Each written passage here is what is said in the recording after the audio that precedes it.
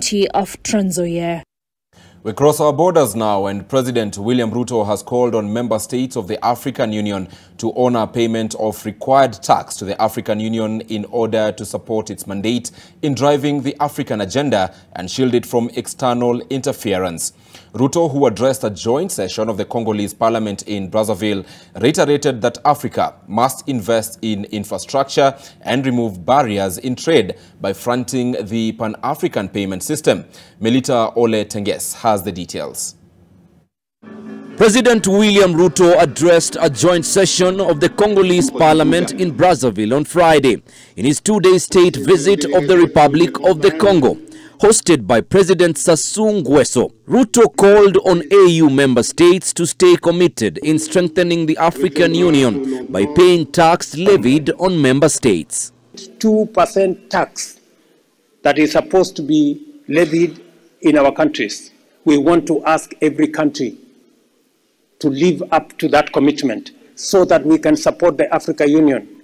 Otherwise, if we allow the African Union to be supported by others, we run the risk of African Union being controlled by those who pay for it. The president asked the legislators in Congo to support their country in working to reform the African Union and develop structures to give a united voice to the African continent and kick out the notion that the continent is poor.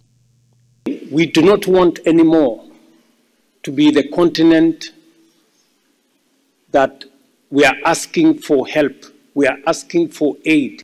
We want to have a different conversation. We want to have a conversation of equals. We want to bring our assets. We have assets as a continent, and we want these assets to count for something. Ruto says a pan-African paying system is the best method to boost trade among African countries to propel development, asking the policymakers to embrace the idea, which will place Africa on a competing pedestal with the Western world. We need to facilitate trade by making it possible for business people to be able to transact their goods, their services, without the unnecessary complications in changing currencies. That is why we want the Pan-African payment system that is going to assist African business people to be able to trade and move goods and services better.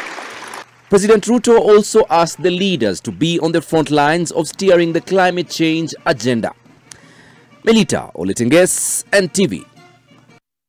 Well, like we promised, stories across the country and also beyond our